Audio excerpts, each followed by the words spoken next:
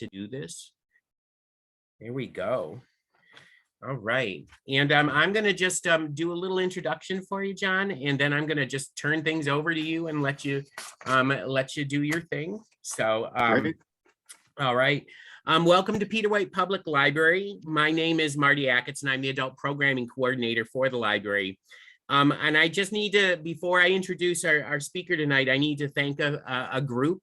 I need to thank the Friends of Peter White Public Library, a volunteer group at the library, for funding the entire Authors Reading Virtually series. The Friends provide so much support for what happens, financial and otherwise, at Peter White, and I truly couldn't do this kind of thing without them. So a shout out to the Friends of Peter White Public Library. So tonight, it's my honor and pleasure to introduce our featured Authors Reading Virtually writer, Jon Billman. So this particular night has been almost a year in the making. Believe it or not, I don't have a master plan for Authors Reading Virtually. I don't like come up with 6 months out, these are the people that I want to get. It's more like a wish list. And when I first started as the adult programming coordinator for the library, we were just a few months into the pandemic, and I was trying to come up with a way to do programming during literally a global shutdown. And that's how Authors Reading Virtually was born. And about a year ago, I sent Jon a message about being a presenter for the series, not realizing that he was on sabbatical at the time from Northern Michigan University.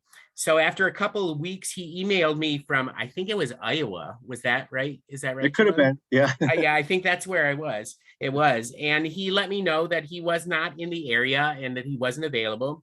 And so I waited. And at the beginning of the fall semester, I saw Jon at the first English department meeting at Northern Michigan University. And I approached him again to be a reader for Authors Reading Virtually. And either I wore him down or he couldn't come up with an excuse off the top of his head at that moment. But I'm just joking, because Jon really quickly agreed to be the reader for tonight's Authors Reading Virtually. And I'm really, really excited to have him here tonight.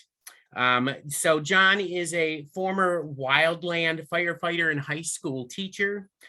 He received his MFA in fiction from Eastern Washington University, and currently he is a professor of creative writing in the English department at Northern Michigan University, where he teaches journalism and nonfiction writing.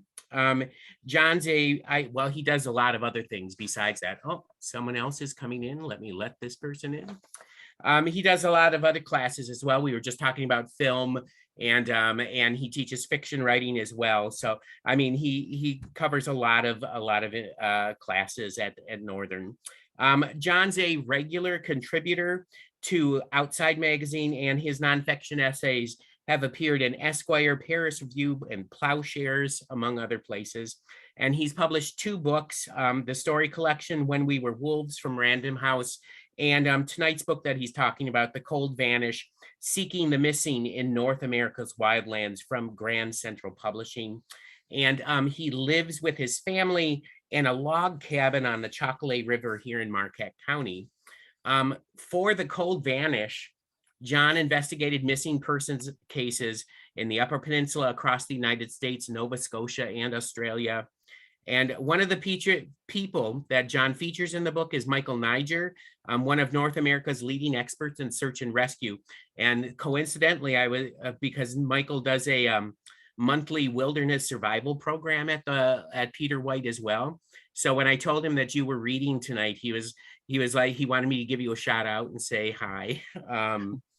Jon also interviewed a gentleman named David Polides, who's a top researcher of missing persons on public wildlands and an ex-San Jose, California detective who, and this is one of the things that we were talking about just a little bit ago, and this greatly interests me, he's also a Bigfoot researcher. So we're probably going to get into that a little bit later on.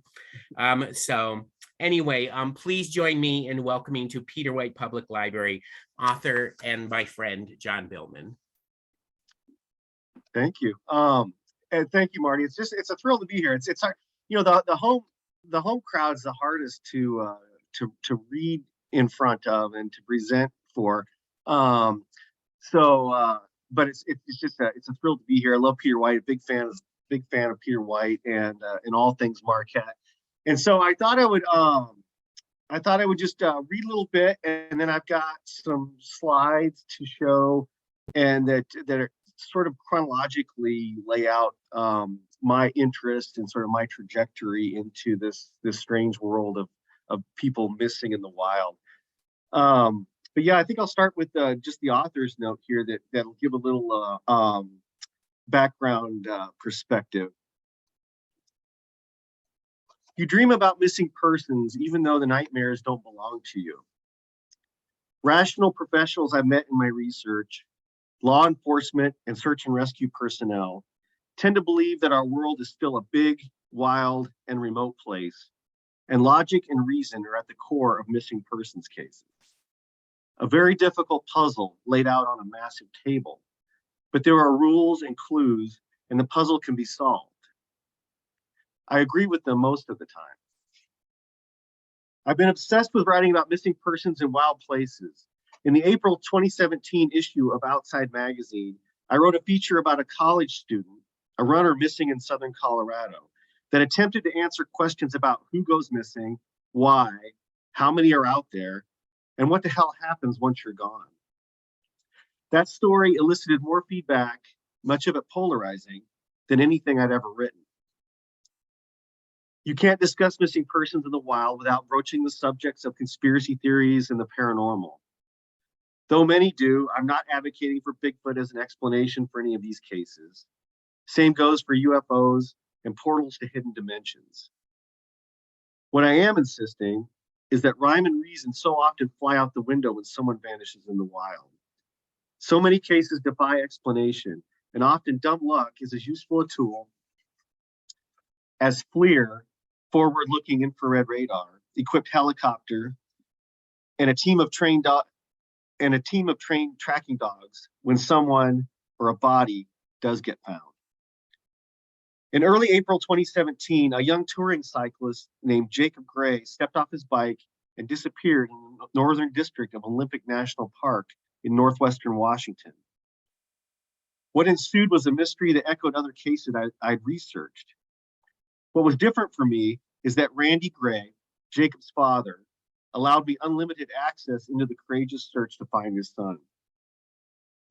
The feature I wrote on Jacob Gray for Bicycling Magazine was the catalyst for meeting Jacob's family, but it soon became apparent that their generosity and the huge, strange, purgatorial underworld of the vanished deserved a book. The Outside Story was a work of investigative journalism. Jacob and Randy Gray's story is more personal to me than most of the reporting I've done. And in more than a few places, I fail at journalistic objectivity. I made 4 trips out west to rendezvous with Randy. He invited me to his hometown of Santa Cruz, California on Christmas Day, 2017, and we loaded up his Arctic Fox slide-in camper with food and gear and lit out in search of Jacob. We spent days and weeks together living out of the Arctic Fox, as well as a barn on the Olympic Peninsula in Washington used as a home base for Bigfoot researchers, a Native American reservation on the Strait of San Juan de Fuca, a cult compound in Canada, and an illegal wilderness tent site on a mountain in Olympic National Park. We napped on ferries, on beaches, and on Sitka spruce logs. We talked with heroin junkies living in Port Angeles, Washington, and on the fringes of Chilliwack, British Columbia. We went swimming in the Pacific Ocean and the Sol Duck River. We stumbled across 3 brand new missing person cases on Vancouver Island. I couldn't help but become Randy's friend. It's infectious when, sitting around the little galley table in the Arctic Fox, eating tacos, Randy would map plans to help the search for other missing persons, like Chris Fowler, who went missing on the Pacific Crest Trail in 2016. Or Randy would sketch designs for a new type of swift water rescue tool based on a type of lifeguard surfboard he'd seen in Hawaii. Some days the current and boulders in the Sol Duck River nearly beat him to death, and he designed a rescue boogie board to help mitigate that. He bought and installed a new toilet in the Bigfoot barn because the old one was not flushing right, and it was the least he could do in exchange for free rent. He spent hours on his phone helping friends and family with their problems. All this positive energy while shouldering what many psychologists believe is the heaviest burden a human can bear. I don't think I could rise to the occasion to find my missing son the way Randy Gray has, to be as open-minded and full of generosity, love, and optimism while bushwhacking through a dense level of hell. The disappearance of Jacob Gray in the wild represents one of hundreds, thousands of persons who have vanished in remote places. Trying to find them often leads to a cluster, and we don't even know how many of the vanished are out there. There are more every day. So the reason I have a slide of the cover, there's I guess two covers. They changed the subtitle in the paperback version just slightly there. But the reason I have that is I sort of have some news as of the end of the month. The book, what is the term for this? The book is no longer in the red, and it took 2 years to over 2 years, 2.5 years to get out of sort of authorial debt, I guess.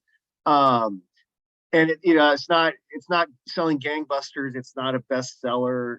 It's not any of those things. But at least it's not losing money.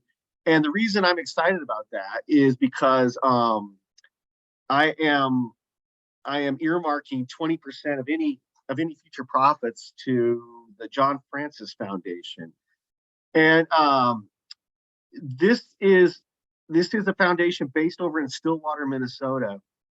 John Francis went missing in the Sawtooths of Idaho in 2006, and the disappearance was met with sort of a less than organized and skillful and thorough search. And so John's father, David Francis, built this foundation out of the tragedy, and it's one of very, very few organizations available to families who find themselves in this situation where a loved one went missing.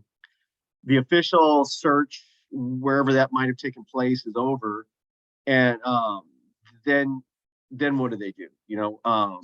Where do they look? Where can they go?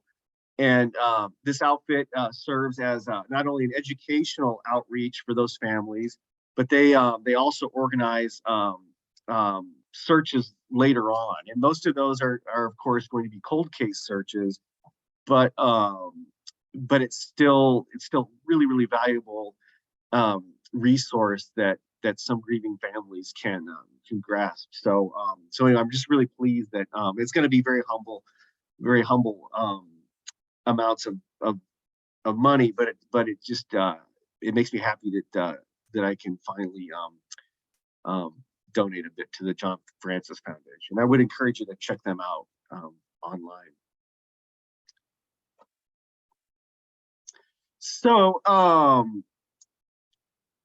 I put a slide of David Lund in here, and you'll see the date, October 1, 2022, just to emphasize that this happens weekly, sometimes more often than that. I didn't write about David, but he fits the profile of some of the cases in my book, and I feel awful for his family. So David's a 29-year-old. He wherever he is, he turned 30 this past week and a half.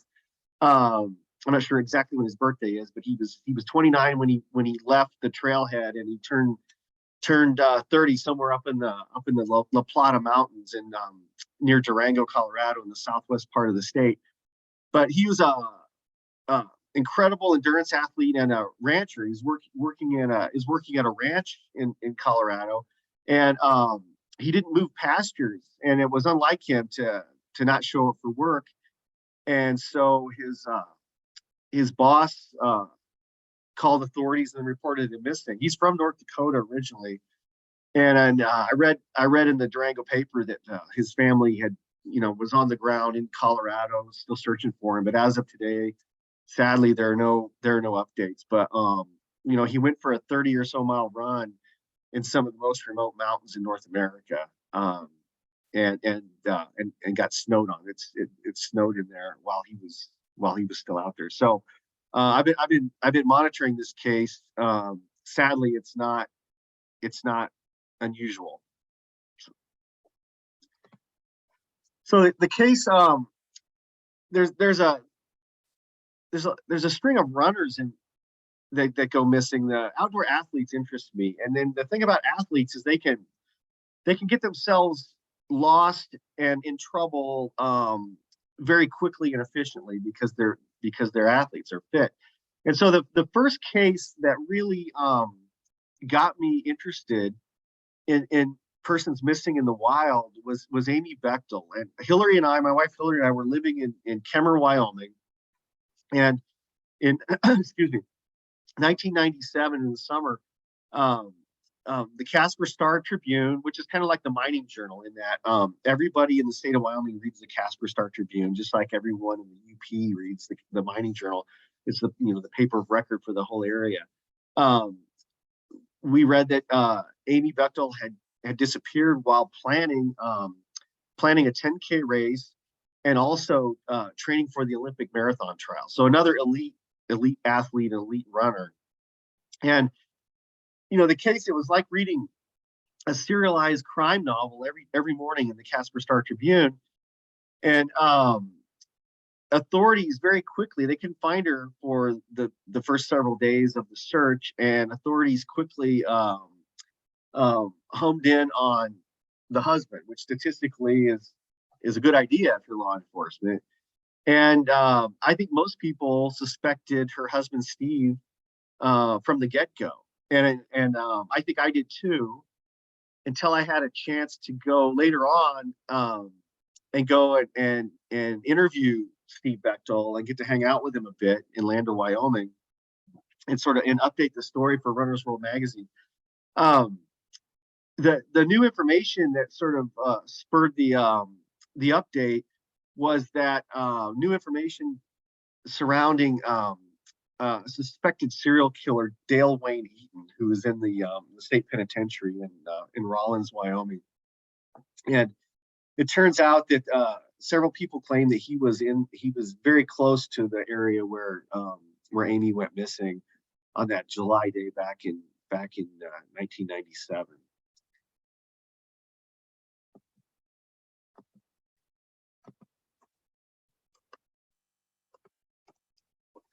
So another runner. The book isn't just about runners, and but yeah, like I said, runners can, they're adventurous personalities, and they can take a wrong turn and put a lot of miles between them and the subsequent search.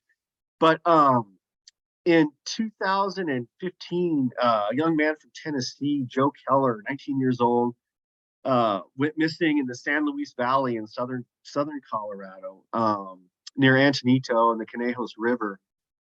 And this was a strange story, but Outside Magazine sent me down there to. I didn't get there in time for the initial search, but they sent me down there to cover, to update it because they tend to focus on athletes, and Joe's an athlete. And that was a real eye-opening story. I learned a lot about search and rescue on that story. And Joe's, like Randy Gray, Joe's father left his job frequently and would commute to southern Colorado and search on horseback and hiking and comb the area. And it became stranger and stranger when Joe wasn't found, because the search was so thorough and lasted over a year. And a lot of people suspected that he wasn't in the area. And that's another thing that happens is if someone's not found quickly, people will suspect that they took off and they don't want to be found, and they're hiding on the road somewhere.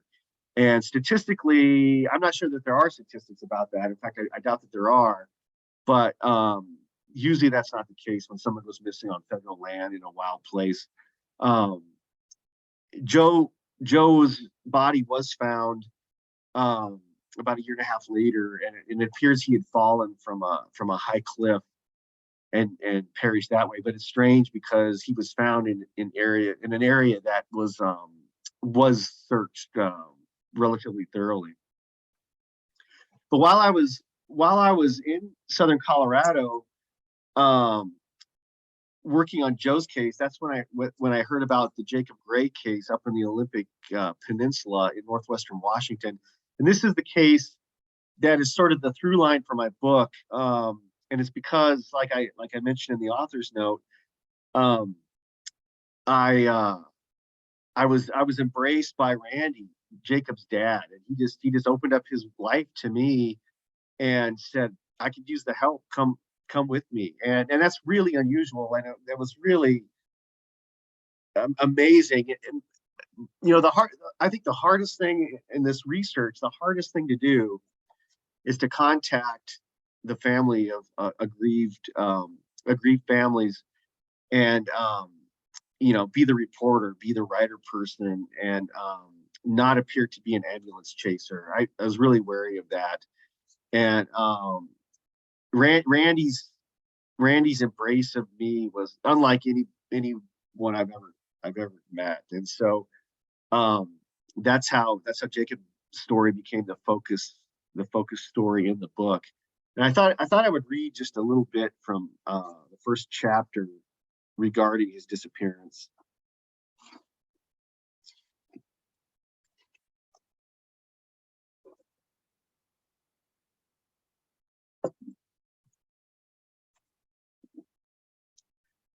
When it hits social media that a cyclist is missing, there are reported sightings, few and mostly credible, but not very helpful.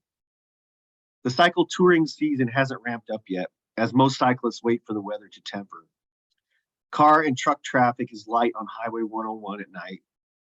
So it's logical that no more than a couple motorists report seeing a young man on an overloaded bike pulling a trailer westbound through the driving rain.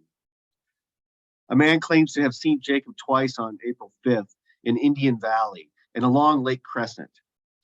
On Thursday, April 6th, a woman reports having seen a man towing a red trailer climbing Fairholme Hill at 1 o'clock in the morning. No one gives it much thought. Touring cyclists are legion here soon, and Jacob is the first robin of spring. Later that morning, a local Port Angeles woman named Stacy passes Jacob as he churns up the Soul Duck Hot Springs Road, about 2 miles upriver from the 101.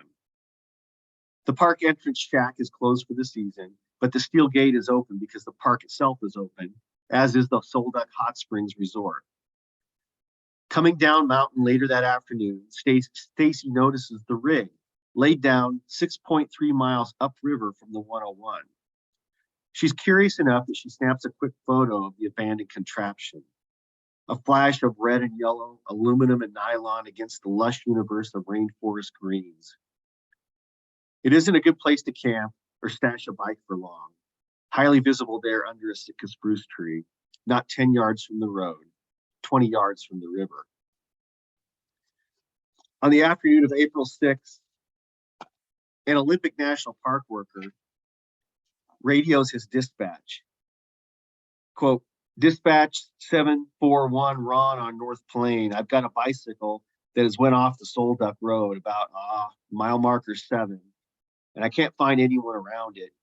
You might want to send a ranger up here so you can see what's going on," unquote. Olympic National Park dispatch.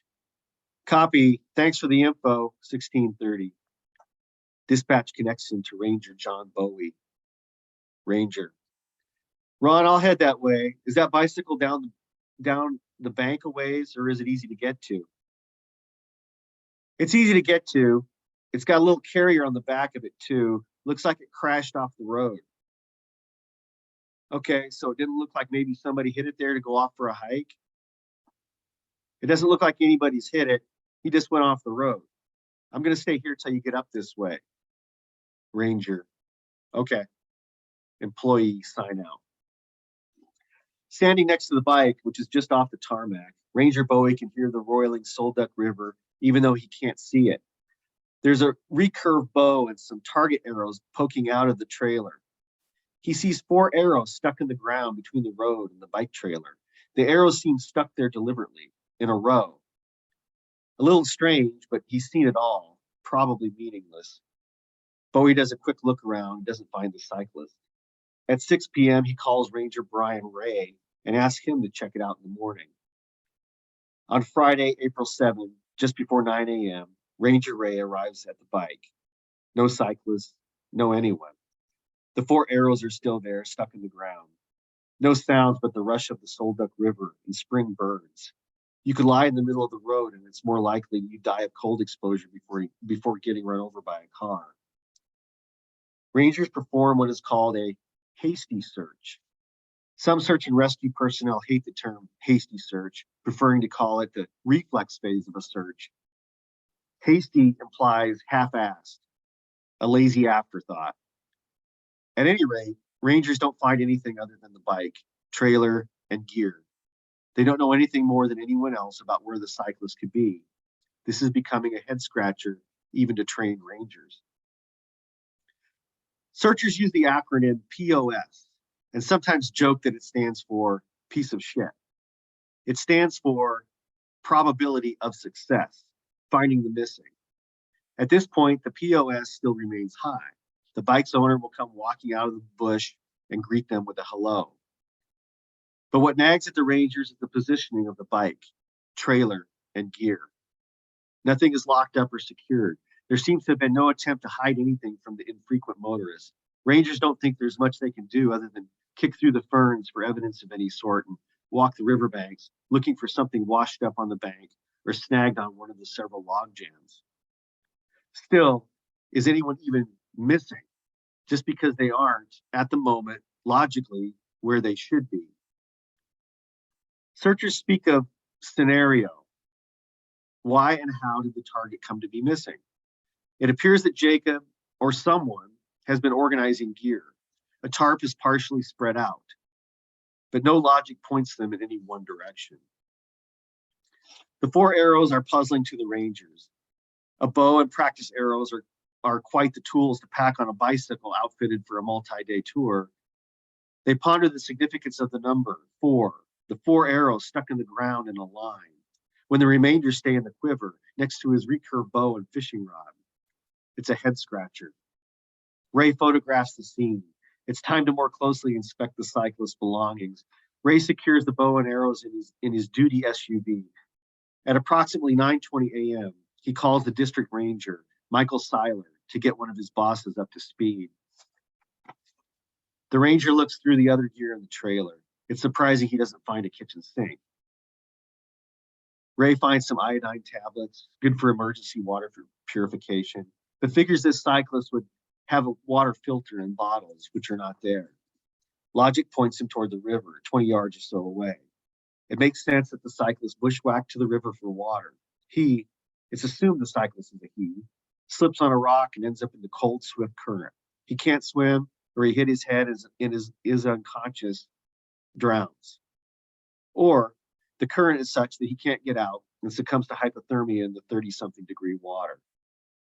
Or he hitched a ride up to the lodge where he could soak his damp bones for an hour before catching a ride back to his bike.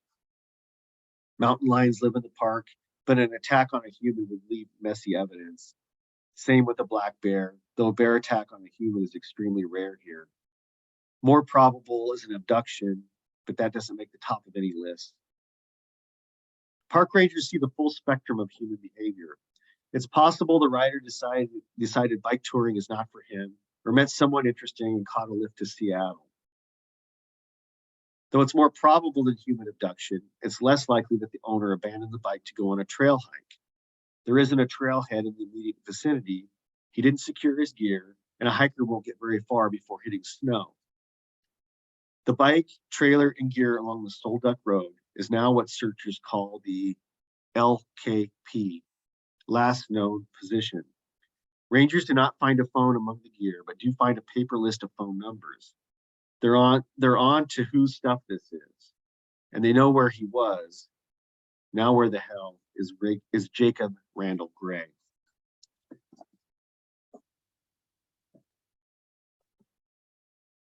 So I guess Marty and I were talking sort of mystical things earlier, and we'll get to do that maybe in a Q&A. But this is people ask me what's the most interesting case I've ever come across, and this has to be in the top two or three. But Dale Staling was a 51-year-old retired butcher from Texas, Goliad, Texas, and he and his wife were just on a vacation out to southwestern Colorado in their RV, and the RV broke down. Was at the shop, and in the Durango Cortez area, and they had some time, and they were going to head up to Mesa Verde National Park. And I remember Mesa Verde from third grade elementary school textbooks, and the photographs of the cliff dwellings, and it's just I don't know, it's held kind of a mystical place in my mind ever since. And I never got a chance to go there, but when I was in Colorado researching Joe Keller, I tripped over, and I went with a friend I'll talk about in a minute. But we tripped over to Mesa Verde National Park to check out where Dale Staling went missing. And why this one is so mystical and strange is that he essentially disappeared from a wheelchair accessible access to the Spruce House Lodge, which is literally less than a football field from the museum bookstore visitor center at Mesa Verde. So this was not an extreme alpinist, getting lost in the backcountry. This was just a person interested in an outdoor museum, and it was a hot day. It was over 100 degrees, and he didn't come back. And it didn't take long for his wife to Deneen Stelling to notify rangers, say, hey, my husband, he was walking down there, and it's been a long time, he hasn't come back. And so they immediately hit the trail and coordinated a foot search, and no sign of Dale. Some European tourists claimed that they saw him at the petroglyphs, which would have been another mile and a half or so past the Spruce House. So he decided to go on, it sounded like, but still he was on a very it's no longer wheelchair accessible, but it's not an extreme hiking trail. It's a fairly level footpath. There are some cliff areas, and there are some places somebody could get into trouble, but it's just not likely that someone who's there to see the petroglyphs is going to be in any kind of danger. To cut to the story, 7 years go by, and there's no sign of Dale. And they did high resolution photography imaging from a helicopter. They would train wildland firefighting crews there just because they knew that there was a person missing in the area. So if they're running training of these fire crews, perhaps someone will stumble across the evidence from Dale.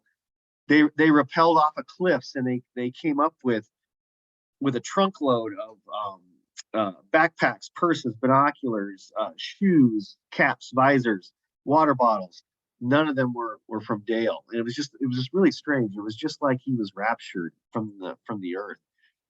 And what's wild about this is I put a coda in the paperback edition that addresses this, but in September of 2020, so just over 2 years ago, an anonymous caller called a Park Service tip line and said they found a body, and they gave the location where the body was. And so authorities hiked in, and they found a body 4.2 miles from where Dale first went missing. And they also found Dale's driver's license. So it was him. But what's really strange about that, two things. One thing is that Dale's remains were found they're pretty elusive about exactly where he was found, but they were pretty adamant that he was within the original search area. So that area had been searched initially when he went missing. And but the really strange thing is, so back in the 1890s, I they used to call grave robbers archaeologists, and so there was a guy named, what is his name? I wrote it down. Norderskold. He was a Scandinavian, and he was in what is now Mesa Verde, collecting artifacts, including the remains of 20 human beings. And he put them in a box. They put the boxes on a train. Then they put the boxes on a boat and sent them to Scandinavia, so Finland now. And so in for several years, a consortium of tribes and federal agencies have worked to have those human remains repatriated and reinterred at Mesa Verde. And in September of 2020, that happened. That was a reality. So essentially, 4 days before Dale's remains were reported, those indigenous peoples were repatriated and reinterred. And I just can't help but think that, Hillary, my wife Hillary, doesn't believe in coincidence, and I probably believe in coincidence a little more than she does. But that's quite a coincidence that it's just a few days. Those incidences are just a few days apart. And so, what does it provide? Well, for the Staling family, there's that sense. It's almost a cliche, but that sense of closure.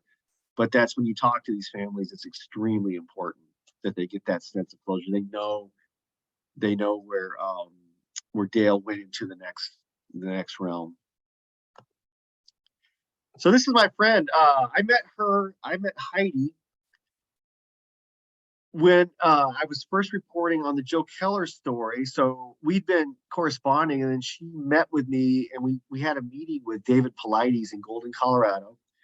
And then Heidi brought her camping gear, and we went to the San Luis Valley, and we went to Mesa Verde to check out the Joe Keller case and the Dale Staling case. And Heidi's most adamant that the biggest problem with cold case missing persons is that there's no aggregation of data where people can armchair searchers, people using Google Earth, locals, where people can get information regarding these cold cases on public land. And so just last month, late September, she was excited to tell me that there's a new bill. It's called the TRACE. It's an acronym, TRACE, TRACE, Tracking and Reporting Absent Community Members Everywhere. The TRACE Act is now in process in Congress, and so hopefully that will become law. And what that will do is that will require federal agencies and different public land managers to upload information into the NamUs database, and allow for more information. Knowledge is power, and so just allow for more information access for everyone, not just government officials. So that's a win. So some of you might remember the Kara Moore disappearance in 2017 in summer. It was July. This is another mystical one. And I also think we should be really pleased with the search. This is Michael Niger's page, by the way, and it's those coincidences. It's a coincidence that I moved to the county where Michael Niger resides, and and I talk about it quite a bit in the book. He is the foremost expert on backcountry missing persons. I tried to find another expert like him, and I couldn't. So the person I needed to find was already living in the county. This is his page from his great website. But so Carol Moore wandered off from a family picnic, and it was in the Little Beaver Lake area, Little Beaver Lake Trail, and the search was quick, it was immediate, and it was super thorough. There were at least 7 agencies involved. So you're talking National Park Service, State Patrol, Coast Guard, tribal police, county sheriff, and then they're probably a fishing game, or the DNR. Fishing game is Wyoming, DNR is Michigan. They really did a great job of searching, and so it was textbook. They couldn't have done a better job. And Carol Moore found herself. She came wandering out the same trail 5 days later, so almost a week. She came walking out of the wild on the trail that she had disappeared on. And she has a condition where she couldn't relay what had happened over those 5 days or what had happened, and so she has a memory condition, and it's something of a miracle. I mean, the weather was about as good as you could hope for, but it's still, it's the UP. It's still even in July, it's rugged, and so it's just a mystery with a happy ending. So I want to get to some Q&A here. This I didn't want to make a career out of writing about missing persons, but my next project, I'm working on a book link project about another disappearance. This one's historical, but a lot of people in the UP, you see the map of Lake Superior there. There's a dot in the middle there, sort of triangulated at the top of the little triangle, northeast of the Keweenaw Peninsula there. In 1953, First Lieutenant Felix Moncla and his Second Lieutenant Robert Wilson, his radar operator, vanished while trying to intercept an unknown radar return.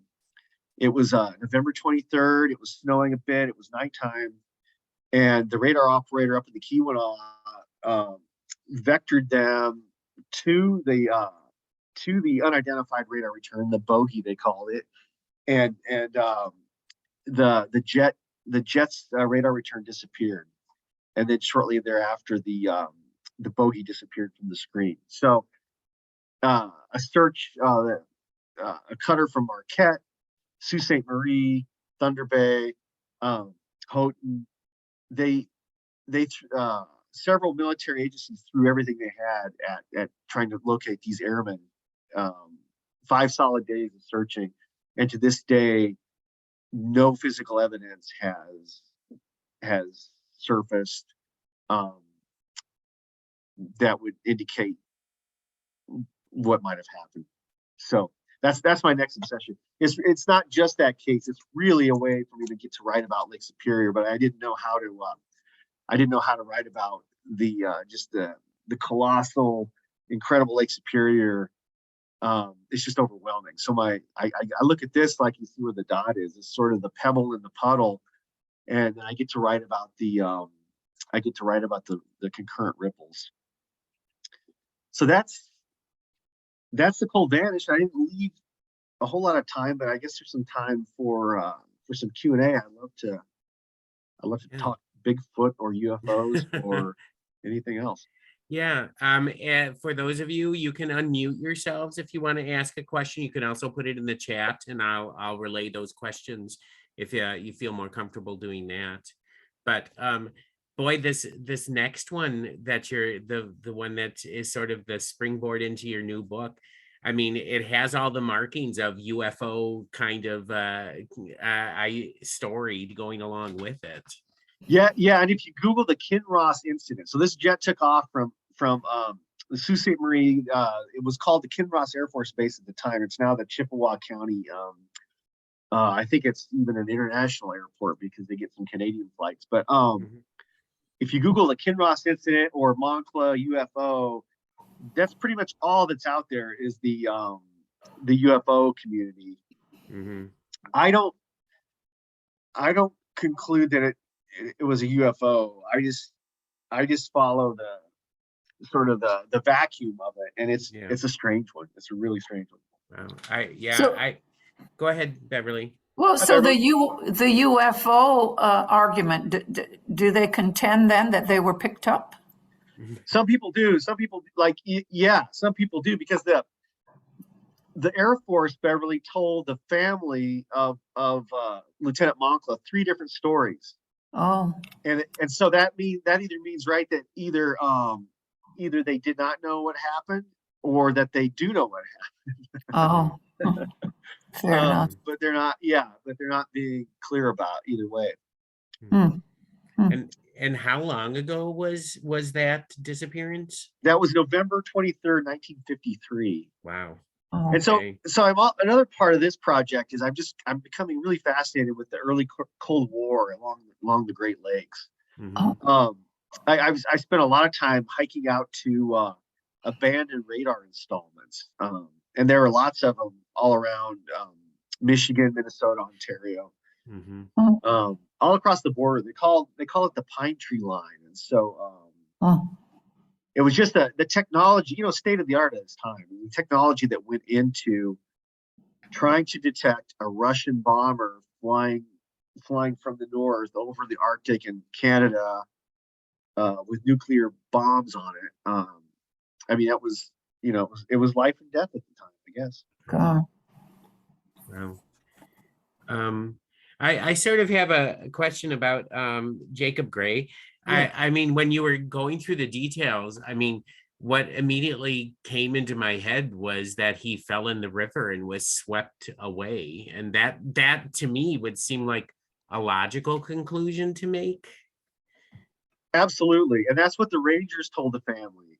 And then they told him it was so if he did fall in where the bike was 20 yards from the river, it would be 70 some miles to the Pacific Ocean. Mhm.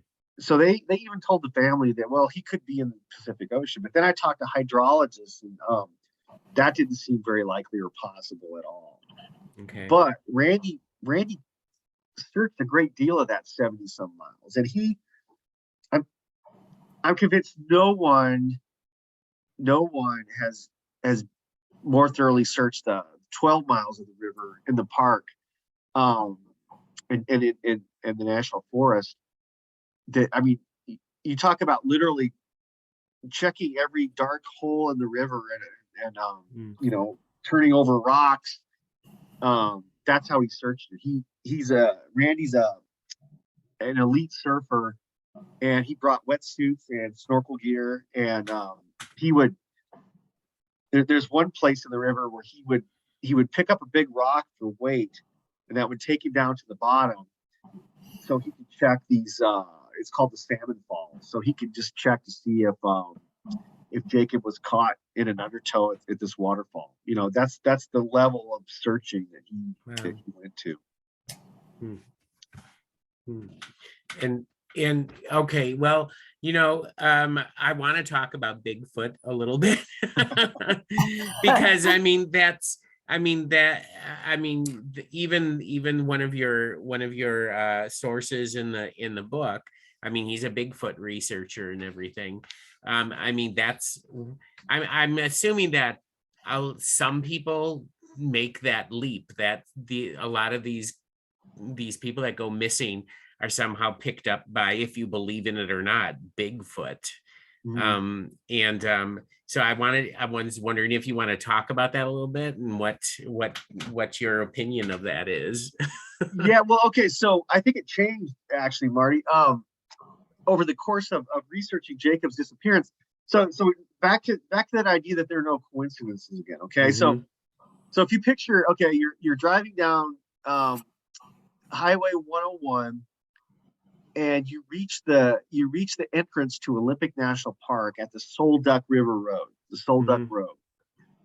And there are no towns close by. If you keep going, there's Forks, and you went through Port Angeles 30 miles the other way, but there just are not towns. And there's not much building at all. There aren't many houses along that road. So where Jacob turned south and went up the mountain, where you would turn left and head toward where Jacob was if you're coming from Port Angeles.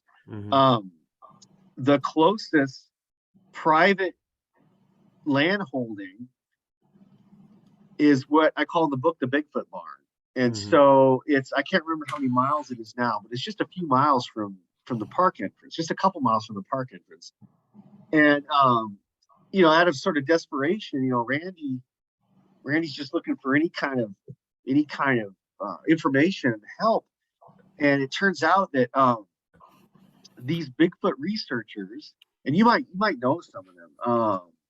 Derek Randalls he's been on the shows. I've seen footage of him on the shows, the Bigfoot shows. This is the clubhouse where they start their Bigfoot research and their weekend outings to go up in the mountains and look for Bigfoot. They opened up the barn. They called the Bigfoot Barn. They opened that up to Randy and whomever, including me. And there are bunks in there. There's a shower. There's a kitchen galley, gear, maps, supplies, flashlights. Anything you might need to go either look for Bigfoot or a missing person. They had it there, and they would spend their weekends meeting with Randy, or they would be on their own. But they would spend their weekends, instead of doing their Bigfoot stuff, they would be searching for Jacob Gray. And the collection of knowledge, very few people know that area, those ridge lines, those mountains. Very few people know them better than this crew of Bigfoot researchers that helped with the search. And so I had this tremendous amount of admiration for them. But then you hear the stories, right? You're hiking with them. You're eating dinner with them at night in the barn, and then you hear the Bigfoot stories. And they're really, really intelligent, grounded people that have some really, really, really interesting stories that are really, really, really hard to dismiss. So it's sort of like ghosts, Marty. I've never seen a ghost and I've never seen Bigfoot, but who am I to say either one doesn't exist? Yeah. So I've met quite a few Bigfoot people, and some of them, like you said, their stories and the way that they talk about stuff are really compelling. Yeah. So anyway, I got a question here from Emily, I think it is. She put it in the chat. She says, not knowing where to interject at all, I would like to ask if you know about the Missing 411 series by David Paulides. If you have heard of it, how do you feel about his theories of his portrayal of these stories? Because I know he sees a lot of them as more unexplained and such. Yeah. Hi, Emily. I do know them. I've read the books, and I met with him in Golden, Colorado with Heidi, my friend Heidi Streetman. And he, speaking of Bigfoot, he said, don't write in your story that I'm a Bigfoot researcher. Well, that seems a little odd because his name is on a couple of books about Bigfoot. So David does good research. He does compile interesting inventories of these missing persons. He should get credit for being the foremost person to shed light on the issue that there are myriad people missing on public lands, and no one is keeping until maybe this bill gets passed. No one is keeping an accurate accounting of those cases. So he does some good stuff, but he also yeah, I don't know. I think sometimes maybe conflating Bigfoot with missing persons and UFOs with missing persons, I think that sometimes can cloud the issue a bit. But Mhm. you know, he's a legit researcher for Yeah. sure. Yeah. I have a question. I mean, one of my favorite books, and I've taught it before, is Into the Wild, Chris McCandless. Oh, yeah. And I'm just wondering, you know, how much, I mean, because Chris McCandless literally made the choice of walking into the wild and away from civilization. I mean, are there any, do you think that that happens more often than we realize, or? I do. I thought a lot about. In fact, I had a copy of that book with me. I read it several times, and I had a copy with me when I was with Randy, and I read it at night. I think it happens a lot. Young people. Um, yeah, I think absolutely. So Randy and I tried to get in the mind of someone like McCandless, like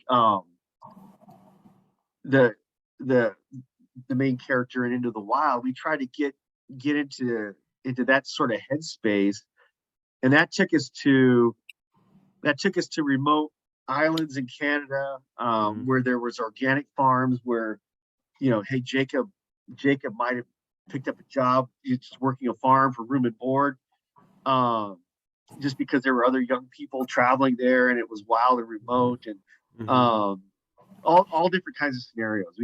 He just was gonna do that for the rest of his life until he found out what happened to Jacob. And I think it's possible that Jacob was on a similar quest as McCandless. Yeah. Yeah.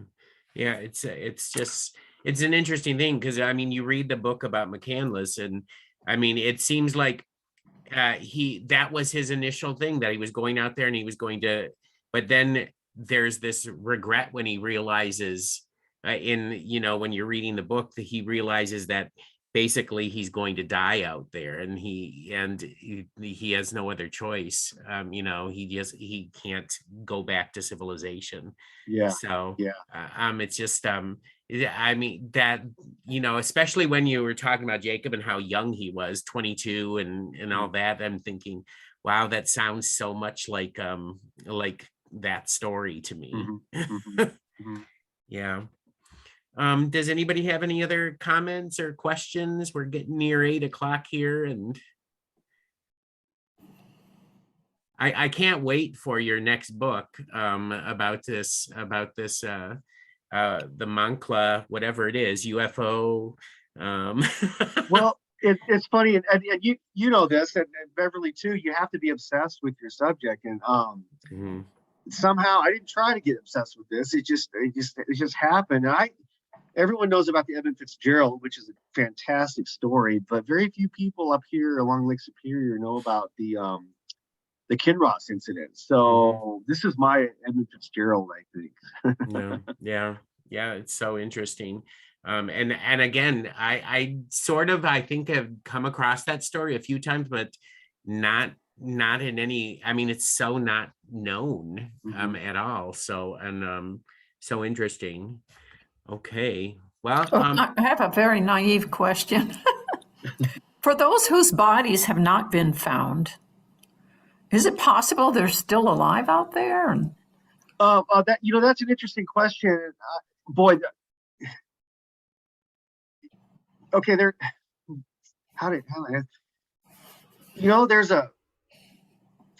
it's mostly no.